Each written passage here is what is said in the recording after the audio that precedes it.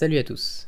Les élections départementales et régionales viennent de s'achever, et les ayant trouvées très instructives, j'ai décidé de vous donner mon point de vue afin de souligner les principaux enseignements à en tirer. Enseignements à prendre avec des pincettes en raison de la conjoncture relative aux restrictions sanitaires qui venaient tout juste d'être allégées au début de la campagne électorale, laissant penser que les gens avaient mieux à faire qu'aller voter.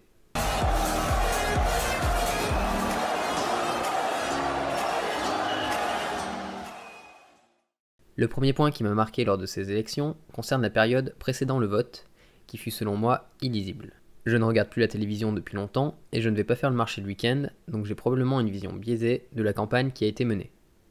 Par ailleurs, j'étais en déplacement entre le 5 et le 21 juin, donc je n'ai pas été aussi attentif que d'habitude au débat précédant cette élection. Mais les partis politiques me semblent totalement à court d'idées. Il faut reconnaître que les conseils départementaux et régionaux disposent d'un pouvoir relativement réduit, ce qui n'aide pas à prendre des positions fortes permettant de se démarquer des autres candidats. Mais honnêtement, c'était vraiment le jeu des 7 erreurs pour trouver des différences sur ce qui relève des compétences régionales et départementales entre les différents candidats. Ainsi, les candidats n'ayant pas d'idées novatrices et étant d'accord sur l'essentiel, le débat a été détourné sur des questions de sécurité et d'immigration totalement hors contexte pour ces élections. Ah, t'es complètement fou, je veux pas me déguiser en vainé. Louaou!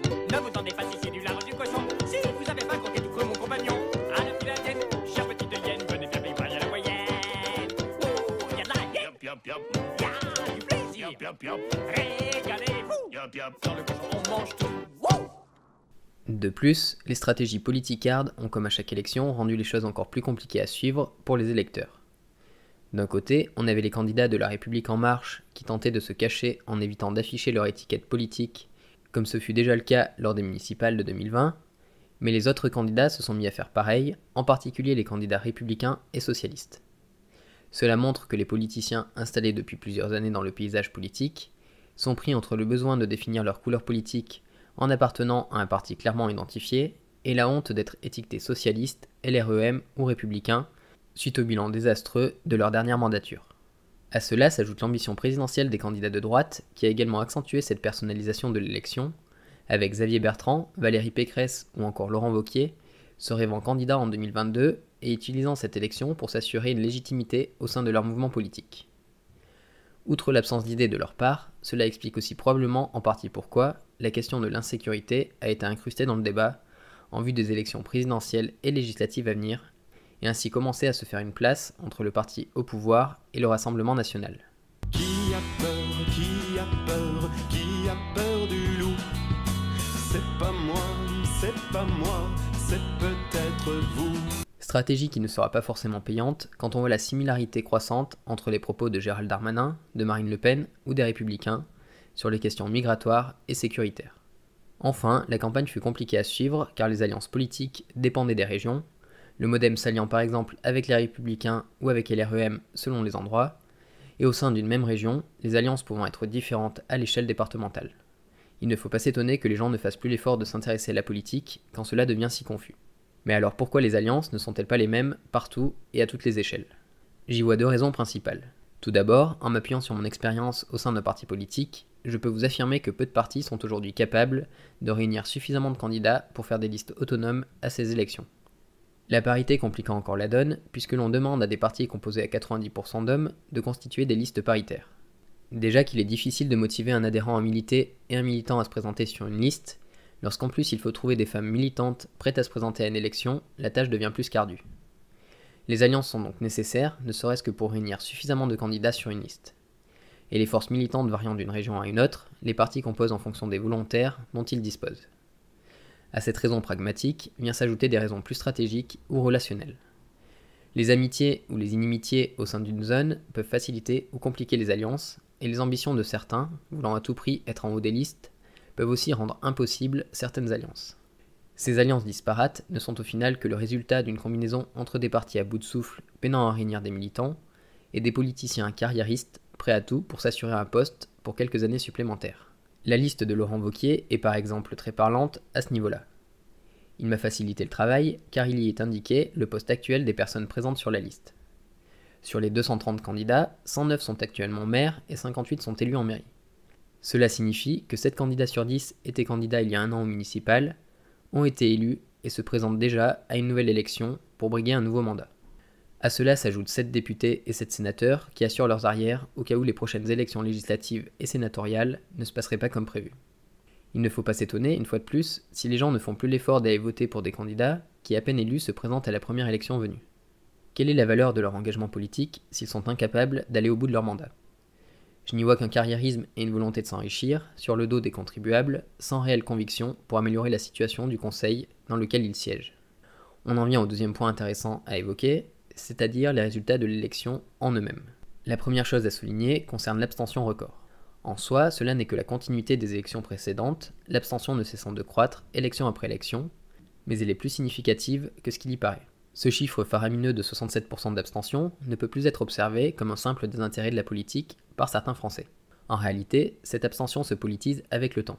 Décennie après décennie, on est passé d'une abstention résiduelle liée à un réel désintérêt pour la vie politique ou à un empêchement ponctuel d'aller voter, à une abstention majoritaire permettant d'affirmer collectivement une volonté de renouveau démocratique. Beaucoup d'abstentionnistes sont d'anciens électeurs qui ont décidé d'arrêter de voter suite à un événement précis comme le référendum de 2005, ou suite à l'apparition d'un ras-le-bol progressif de voir leur vote utilisé par les élus pour justifier des politiques irresponsables.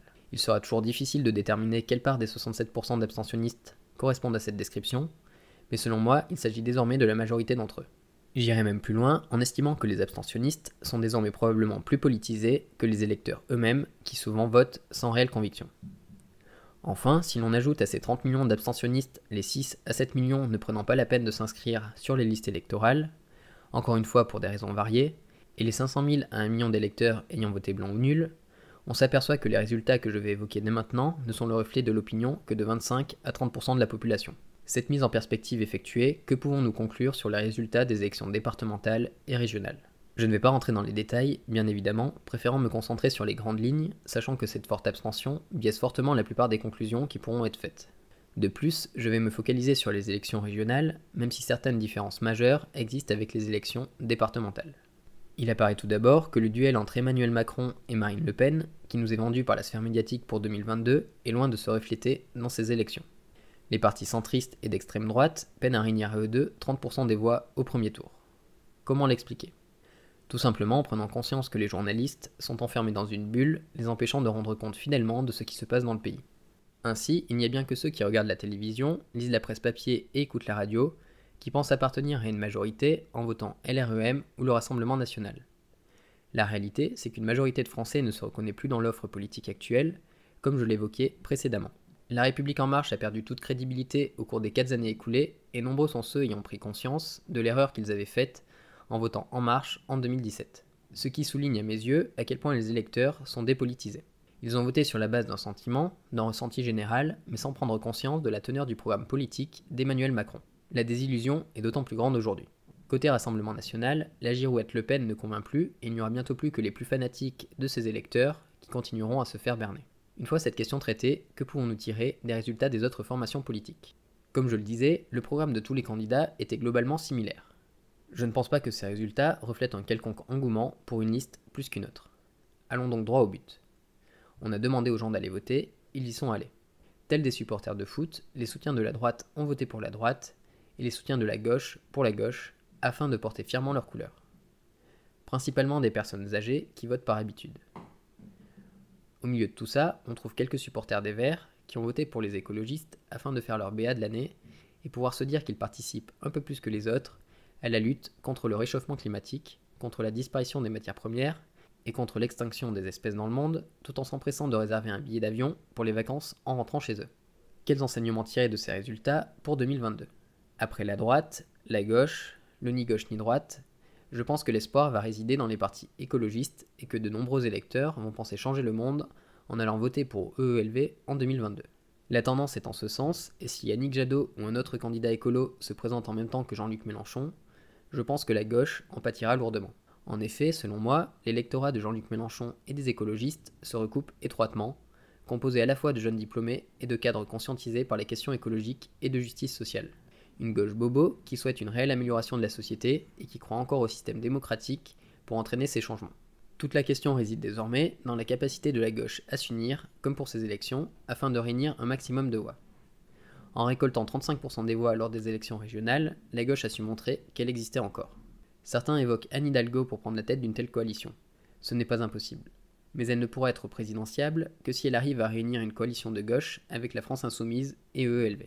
Face à cette gauche encore incertaine, la droite est en pleine compétition pour définir son nouveau leader. Laurent Wauquiez, Valérie Pécresse et Xavier Bertrand ont chacun gagné dans leur région, mais sans obtenir de majorité absolue, et une primaire sera probablement nécessaire pour déterminer le candidat légitime des Républicains pour 2022. Enfin, dur de savoir si un parti centriste, mené par Emmanuel Macron ou par quelqu'un d'autre, pourra être éligible. Tout comme il est difficile d'estimer le résultat de Marine Le Pen en 2022. Cela dépendra principalement, dans les deux cas, du vote des boomers. Vont-ils se faire berner indéfiniment par ces deux candidats ou réaliser qu'ils sont les dindons de la farce depuis 50 ans et ainsi être capables de voter intelligemment? Rien n'est moins sûr.